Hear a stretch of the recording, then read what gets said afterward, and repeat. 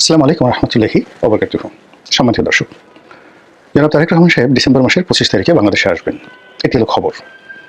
এবং এটিকে শতভাগ নিশ্চিত ধরে বিএনপি যারা নেতাকর্মী তারা সর্বোচ্চ চেষ্টা করছেন জনাব তারেক রহমান সাহেবের স্বদেশ প্রত্যাবর্তনটিকে উদযাপন করার জন্য।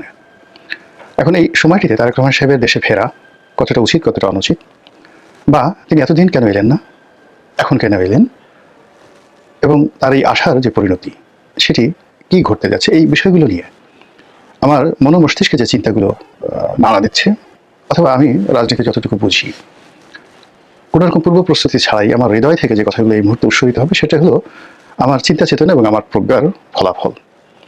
আপনারা শুনবেন, ভালো লাগলে স্মরণে রাখবেন, আর ভালো না লাগলে ক্ষমার সুন্দর দৃষ্টিতে দেখবেন। প্রথমত, আমি সেই গত 14 মাস থেকে একবার ফল্টে থেকে আমার কাছে মনে হয়েছে যে 8 তারিখে, ডিসেম্বর মাস নয়, ঠিক জুলাই মাসের যে বিপ্লব, জুলাই আগস্টের যে বিপ্লব, যেটি 5ই আগস্টে পূর্ণতা পেল এবং সরকার যেদিন গঠিত হলো ডক্টর মোহাম্মদ ইউনূসের নেতৃত্বে, তার আগের দিন পর্যন্ত জামাত এবং বিএনপির হাতে পর্যাপ্ত সুযোগ ছিল, সুবিধা ছিল। তারা সেই অপরচুনিটিটা হারিয়েছে, নষ্ট করেছে।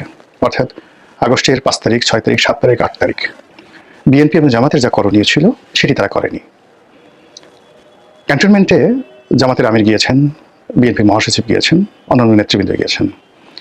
তারা ইচ্ছা করলে আরও একদিন পরে যেতে পারতেন এবং সেখানে রাজনৈতিক নেতৃবৃন্দ যারা আছেন, ইনক্লুডিং জনাব তারেক রহমান সাহেব সহ, সম্মিলিতভাবে যদি তারা একত্রে বসতে পারতেন, বিশেষ করে এখানে দুটো পক্ষ, বিএনপি এবং জামাত, তারা যদি একত্রে বসতেন এবং কিছু ইসলামী সংগঠন যারা আছেন, যারা যথেষ্ট স্যাক্রিফাইস করেছেন, তারা যদি বসতেন, তাহলে একদিন ডিলে হলেও তুলনামূলকভাবে এখন যা কিছু ঘটছে তার চেয়ে পরিস্থিতি ভালো হতো। এবং যখন তারা এই কাজটি না করে সেনাপ্রধানের আহ্বানে সেখানে গেলেন এবং ঠিক একটা জগা খিচুড়ি সরকার গঠিত হলো। সেখানে সেনাবাহিনীর ডিজায়ার ছিল, বিএনপির ডিজায়ার ছিল, জামাতের ডিজায়ার ছিল, ডক্টর মোহাম্মদ ইউনূসের ডিজায়ার ছিল, এনসিপির ডিজায়ার ছিল। এই বিষয়গুলো তারা করা হয়নি। 2 নম্বর হলো যে বিএনপি এবং জামাত তারা রাজনীতির মুরব্বী, তারা কোনো অবস্থাতেই রাজনীতির এই বিষয়াদি নিয়ে তাদের যে পারস্পরিক যে আলোচনা, পলিটিক্যাল ডিসিশন, সেই ডিসিশনে এনসিপিকে বা বৈষম্য বিরোধী ছাত্র আন্দোলনে যারা নেতৃবৃন্দ রয়েছেন তাদের সঙ্গে বৈঠক করাটাই তাদের ঠিক হয়নি, উচিত হয়নি। তারা আমাদের সন্তানসমূহ, আমরা যে কোনো ব্যাপারে একটা সিদ্ধান্ত নেব এবং তাদের কল্যাণের জন্য আমাদের যে সিদ্ধান্ত, সেই সিদ্ধান্তটাই তাদেরকে জানিয়ে দেওয়া উচিত ছিল, যেভাবে নেপালে ঘটেছে। এই 3টি ভুলের কারণে প্রথম দিন থেকে, সরকারের প্রথম দিন থেকে আজকের দিন পর্যন্ত একটার পর একটা অনাসৃষ্টি ঘটে গেছে।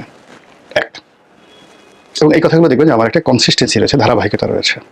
এবং এই কারণে কি হলো, দেখুন, আগস্ট মাসের 5 তারিখ পর্যন্ত 2024 বিএনপির সঙ্গে আমার বা জামাতের সঙ্গে আমার যে সখ্যতা ছিল, ঘনিষ্ঠতা ছিল, আমি 5 তারিখের পর থেকে ধীরে ধীরে ধীরে ধীরে তাদের যে সংস্রব, এর থেকে নিজেকে আলাদা করে একজন স্বতন্ত্র মানুষ হিসেবে, একজন আলোচক হিসেবে, রাজনৈতিক বিশ্লেষক হিসেবে নিজেকে তুলে ধরার চেষ্টা করেছি, দলীয় বৃত্তের বাইরে। এবং ওই দিনই ডিসেম্বর মাসের 6 তারিখে আমি সিদ্ধান্ত নিয়েছি যে এইবারে নির্বাচন আমি করব না।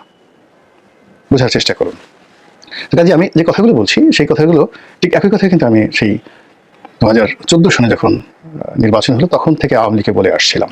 তখন আমি আওয়ামী লীগ করতাম যে ইমিডিয়েটলি একটা ইনক্লুসিভ নির্বাচন দিয়ে দেন। এই নির্বাচনটিকে 3 মাসের দিকে যায় না, এটা একটা বিনা ভোটে নির্বাচন হয়ে গেছে। 15 দিনের মধ্যে এটা বাদ দিয়ে বিএনপিকে ইনক্লুড করে একটা তত্ত্বাবধায়ক সরকার গঠন করে নির্বাচন দিয়ে দেন। আর যদি না দেন, আপনাদের যত দিন যাবে, এমনকি 10 বছর পরে যদি আপনার পতন হয়, মানে তত 10 বছর পরে পতন হলে 10 বছর সময় লাগবে আপনাদের রিগেইন করতে। আর 15 দিন পরে যদি আপনারা ক্ষমতা হস্তান্তর করেন, তাহলে 15 দিনও লাগবে না আপনাদেরকে রিভাইভ করতে। তো সেইটা আমি 4 বছর ধরে আওয়ামী লীগের বিরুদ্ধে প্রচার করেছি। তো এই যে যখন এই সরকার এলো, তখন যেহেতু আমি পুরো সময়টা 2014 থেকে আওয়ামী লীগের রোশানলে, আর বিএনপিতে যোগদান করার পর 2018 সালের পর থেকে রীতিমতো আওয়ামী লীগের হিট লিস্টে। ফলে আওয়ামী লীগ অন্যান্য বিএনপির যে সকল রাজনৈতিক নেতৃবৃন্দ রয়েছেন তাদেরকে ক্ষয়ক্ষতি করার যে সকল চেষ্টা করেছে, প্রায় সবকিছুই আমার উপর করা হয়েছে। অন্যেরা আহাজারি করেছে, মিডিয়ার সামনে এসে বলেছে, কিন্তু আমি কথাগুলো বলিনি এবং বলবো না। এর কারণ হলো এগুলো অ্যাবজর্ব করার সক্ষমতা আল্লাহ আমাকে দিয়েছেন বলেই তারা এই কাজগুলো করতে পেরেছে। তো এটা, তারপর তারা আমাকে যে অত্যাচার করেছে, জুলুম করেছে, আল্লাহ যে তাদের সেই জুলুম অত্যাচারের প্রতিকূলে আমাকে বাঁচিয়ে রেখেছেন, এই জন্য আমি শুকরিয়া আদায় করছি। আবার ধরুন এই সময়টিতে বিএনপি বা জামাতের সেই পুরো সেই 2018 থেকে একেবারে 2024 সন পর্যন্ত আমার যে এন্ট্রান্স ছিল, সংযোগ ছিল, তো আমি অন্যান্য যারা সুযোগ নিয়েছেন এমন কোনো সুযোগ নাই যেটি আমার জন্য প্রযোজ্য ছিল না। সরকারে এখন যারা চালাচ্ছেন তাদের কাছ থেকে সুযোগ নিতে পারতাম, বিএনপির কাছ থেকে নিতে পারতাম, জামাতের কাছ থেকে নিতে পারতাম, অথবা যারা এই সময়টিতে সুযোগ বিতরণ করেছেন, আসলে জ্ঞান বুদ্ধি বা কোনো জায়গাতে আমার কাছে নিজেকে তাদের হীন মনে হয়নি কখনো। এই কথাটা বললাম এই কারণে যে তাদের অনুমতিও দরকার ছিল না। এই যে একটা অরাজক অবস্থার মধ্যে অন্যান্য যারা সুযোগ নিয়েছেন, আমি যদি একটু চেষ্টা করতাম বা ইচ্ছা করতাম, এই সুযোগ নেওয়া আমার জন্য কোনো বিষয় ছিল না। 2-4টে ব্যাংক দখল করা, 2-4টে টেলিভিশন দখল করা, 2-4টে পত্রিকা অফিস দখল করা, তারপরে আওয়ামী লীগের 2-4 দশজনকে সেফ এক্সিট দেওয়া, একটা ডিল হয়েছে। যাদের সেফ এক্সিট দিয়েছেন শত শত কোটি টাকার ডিল হয়েছে। আওয়ামী মাইন্ডের যে সকল ব্যবসা প্রতিষ্ঠান রয়েছে, শত শত কোটি টাকার ডিল হয়েছে। এগুলো আমার জন্য কোনো ব্যাপারই ছিল না। আমি এই লাইনের মানুষ, সব মুখস্থ, সব জিনিসগুলো মুখস্থ। ফলে 5 তারিখ সকালবেলা থেকে আমি চেষ্টা করলে কয়েক হাজার কোটি টাকার মালিক সহ মানে পদ পদবি আমার জন্য কোনো ব্যাপার ছিল না। কাকপক্ষের টের পেত না। এখন চাঁদাবাজ হিসেবে, দখলবাজ হিসেবে যাদের নাম আসছে, আমি এই কাজ করলে আমার নাম আসতো না। এর কারণ হলো আমি কৌশলগুলো জানি। তো এনিওয়ে, সেইগুলো বাদ দিয়ে আমি এই যে দেশের স্বার্থে, জনগণের স্বার্থে, আমার নিজের স্বার্থে সকল প্রলোভন থেকে, লোভ থেকে, লালসা থেকে নিজেকে নিবৃত রাখতে পেরেছি। এই জন্য আল্লাহর দরবারে শুকরিয়া, আল্লাহ আমাকে এই সুযোগ দিয়েছেন। আর ফলে এখন এই কথাগুলো আমি বলতে পারছি, যা বলছিলাম। তখন থেকে আমার কাছে মনে হয়েছে যে তারেক রহমান সাহেবের বাংলাদেশে ফেরত আসা সর্বোচ্চ এবং একমাত্র নিরাপদ যে সময়, সেটি ছিল আগস্ট মাস 2025 সালের 5 তারিখ থেকে 8 তারিখ পর্যন্ত। যেদিন সরকার গঠন হয়েছে সেই দিন আর ক্ষমতার লাটাই তারেক রহমান সাহেবের হাতে নেই। আর দিন যত গেছে, এই বাংলার জমিন, রাজনীতি, আকাশ বাতাস সব কিছু তারেক রহমান সাহেবের জন্য বুমেরাং হয়ে গেছে। অর্থাৎ ইভেন তিনি যদি 2025 সনের জানুয়ারিতে আসতেন, তাহলে ফেব্রুয়ারি মাসে আসলে যে ক্ষয়ক্ষতি হতো তার চেয়ে কম হতো।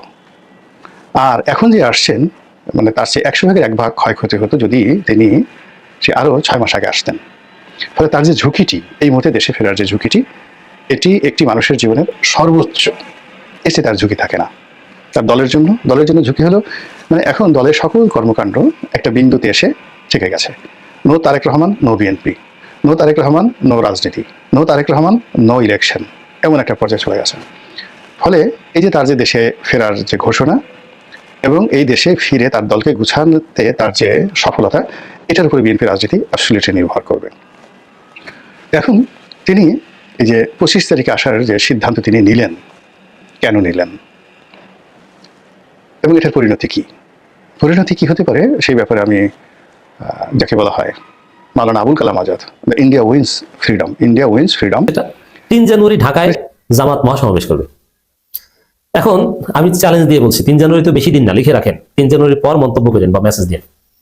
বিএনপি তারেক রহমানকে রিসিভ করার উদ্দেশ্যে যে জনসমাবেশ বা মহাসমাবেশ করছে, এই মহাসমাবেশের চাইতে অনেক বড় মহাসমাবেশ করে পুরো জাতিকে চমকে দিবে বাংলাদেশ জামাত ইসলামী 3 জানুয়ারি। এবার টপিকটা দেখেন, তারেক রহমান দেশে আসছে, যেটা রহস্য